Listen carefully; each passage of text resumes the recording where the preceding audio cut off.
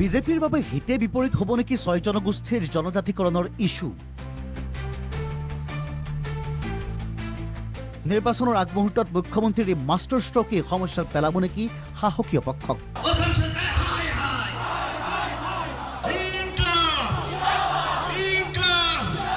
এ বকুৰ দৃশ্য শনিবাৰে সন্ধিয়া আৰচুৰ নেতৃত্বত এনেদৰে হাজাৰ হাজাৰ ৰাভা হাজং জনগোষ্ঠীয় লোক ওলাই আহিছে চৰকাৰৰ বিৰুদ্ধে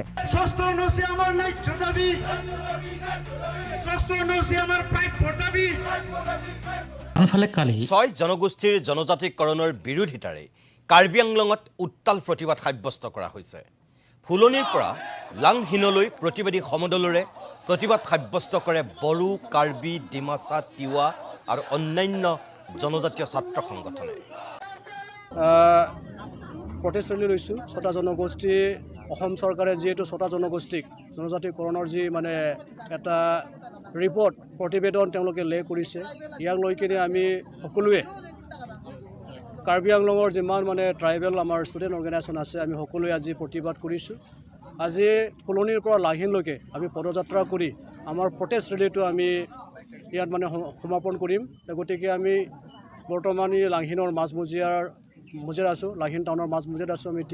আমি এইটোৱে অসম চৰকাৰক মানে সুকীয়া দিব বিচাৰিছে যে ৬টা জনগোষ্ঠীক যিকোনো প্ৰকাৰে তেওঁলোকে জনজাতিকৰণ কৰিব নোৱাৰিব আৰু যদি জনজাতি কৰে ইয়াতকৈ মানে ভয়াৱহ এটা পৰিস্থিতি অসমত মানে হ'ব বুলি আমি হুংকাৰ দিছোঁ বিধানসভাত মন্ত্ৰী গোটৰ প্ৰতিবেদন দাখিলৰ পাছত অতি সন্তৰ্পণে খোজ দিছে বিজেপি কিংবা চৰকাৰে সকলো পক্ষ সন্তুষ্ট ৰাখিবলৈ চেষ্টাত ত্ৰুটি ৰখা নাই জনজাতিকৰণ সন্দৰ্ভত দেওবাৰে এই সুৰতে মন্তব্য কৰিলে মন্ত্ৰী গোটৰ অধ্যক্ষৰ দায়িত্বত থকা শিক্ষামন্ত্ৰী ৰণোজ পেগুৱে তাৰ মতে সকলোৰে অধিকাৰ সুৰক্ষিত থাকিব এইটো এটা খুব পজিটিভ যোগাত্মক ৰিপৰ্ট আৰু প্ৰথমবাৰৰ কাৰণে মানুহে দাবীটো উত্থাপন কৰি থাকে আৰু দাবীটো কিছুমানে সমৰ্থনো কৰি থাকে কিন্তু দাবীটোৰ ৰূপায়ণ কি ধৰণে হ'ব তাৰ ৰূপৰেখা বা তাৰ ফ্ৰেমৱৰ্ক আজিলৈকে নাছিল চৰকাৰ দায়বদ্ধ যে এতিয়া তালিকাভুক্ত হৈ থকা জনজাতিসকলৰ যিখিনি অধিকাৰ সুবিধা আছে তাক সুৰক্ষিত কৰাৰ কাৰণে আৰু আমি সেইটো তেওঁলোকক দেখুৱাই দিছোঁ যে প্ৰতিবেদনত সেই কথাখিনি কেনেধৰণে লিখা হয় তেওঁলোকে মোক জনালে যে তেওঁলোকে তেওঁলোকৰ নিজাববীয়াকৈ কিছু জনজাতীয় বিশেষজ্ঞক লৈ এখন সমিতি গঠন কৰিব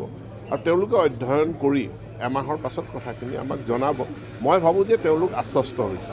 কিন্তু কেনেকৈ এই প্ৰতিবাদ এই বিক্ষোভে সূচাইছে কি সকলো ঠিকে নাই সকলোকে বিশ্বাসত লৈ আগবাঢ়িব পৰা নাই চৰকাৰ যিদৰে জনজাতিকৰণৰ দাবী জনাই অহা জনগোষ্ঠী সংশয়মুক্ত হোৱা নাই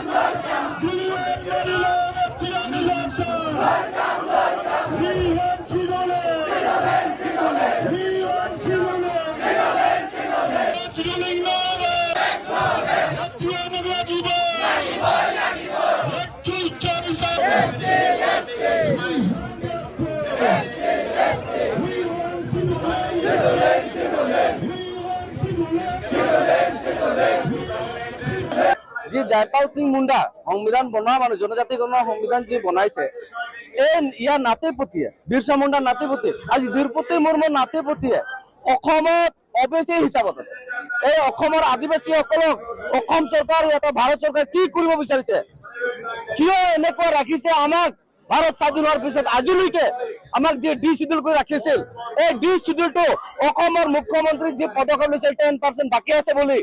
হেমন্ত বিশ্ব শৰ্মা কৈছিল আমি ভাল পাইছিলো কিন্তু আজি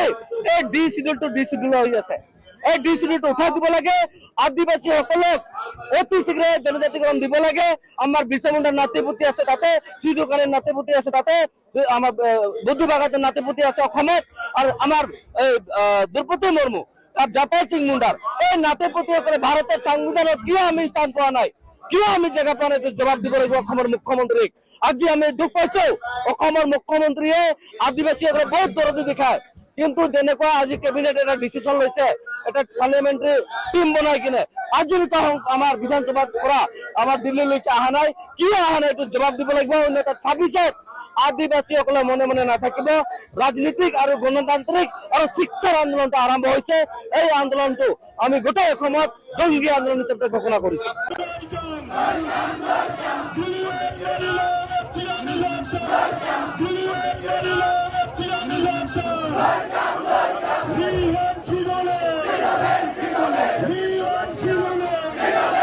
তেনেদৰে সংশয় আঁতৰ হোৱা নাই পূৰ্বৰে পৰা জনজাতিৰ সুবিধা লাভ কৰি থকা সকলৰো। CCTOৰ সৈতে মন্ত্ৰী ৰণোজ পেগুৰ বৈঠকৰ পৰা ওলাই তাকে স্পষ্ট কৰিছিল এপছু নেতা দীপেন বৰুৱে।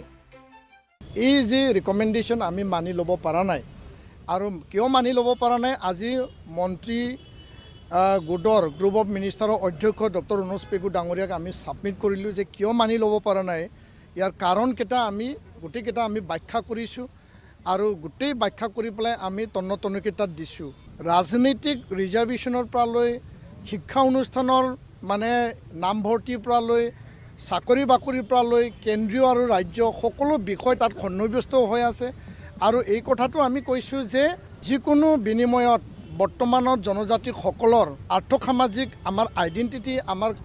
কালচাৰ, আমাৰ লেংগুৱেজ, আমাৰ লিটাৰেচাৰ, আমাৰ tradition, customs, heritage, socio' economic, আমাৰ যিখিনি তাত পলিটিকেল ৰাইটছ, এইবিলাক যাতে কোনো কাৰণত খৰ্ব নহয়।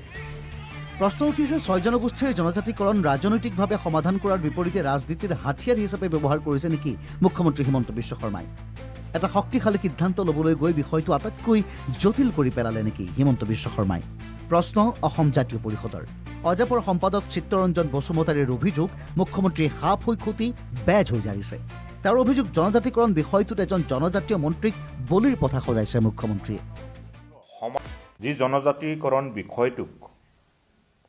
ৰাজনৈতিকভাৱে সমাধান কৰিব লাগিছিল অসম চৰকাৰে, বিজেপি নেতৃত্বৰ অসম চৰকাৰে, কিন্তু তেওঁলোকে সমাধানৰ সূত্ৰ ওলাবলৈ যাওঁতে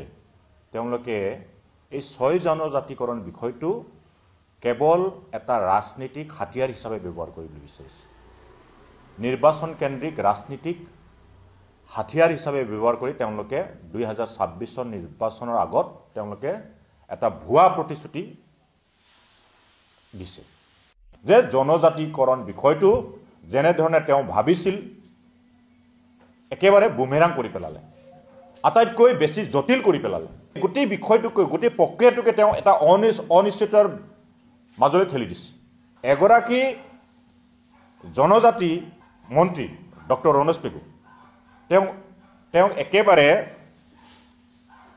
বলিৰ পথা সজোৱা নিচিনা আৰম্ভ কৰিছে, কাৰণ তেখেতলৈ ঠেলি দিছে। আৰু অলৰেডি 2019 চনত গৈছিল, তাৰ লগে লগে এতিয়া পুনৰবাৰ তেওঁলোকে এটা প্ৰাৰম্ভিক এটা অন্তৰ্বৰ্তীকালীন যিটো প্ৰতিবেদন, সেইটো অসম যিটো মন্ত্ৰী গোটে যিটো বনাইছে এতিয়া, তাৰ ওপৰত কোনো ধৰণৰ আজি মানে চৰ্চাও হোৱা নাই। সমাধানৰ সূত্ৰ ওলাবলৈ যাওঁতে তেওঁলোকে এই 6 জনজাতিকৰণ বিষয়টো নিৰ্বাচন কেন্দ্ৰিক ৰাজনীতিক হাতিয়াৰ হিচাপে ব্যৱহাৰ কৰি তেওঁলোকে 2026 নিৰ্বাচনৰ আগত তেওঁলোকে এটা ভুৱা প্ৰতিশ্ৰুতি দিছে। মুখ্যমন্ত্ৰীয়ে নিজে অভাৰ স্মাৰ্ট দেখাবলৈ যাওঁতে, খুব ডাইনামিক, খুব শক্তিশালী দেখাবলৈ যাওঁতে, খুব সদিচ্ছা থকা নিচিনা কামটো কৰিব যাওঁতে আকৌ তেওঁৱেই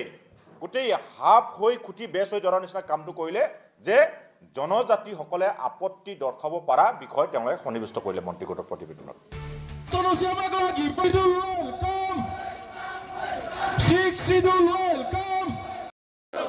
জনজাতিৰ নামত ৰাজনীতি নচলিব, জনজাতিৰ নামত ৰাজনীতি নচলিব, ট্ৰাইবেল ঐক্য জিন্দাবাদ, ট্ৰাইবেল ঐক্য জিন্দাবাদ,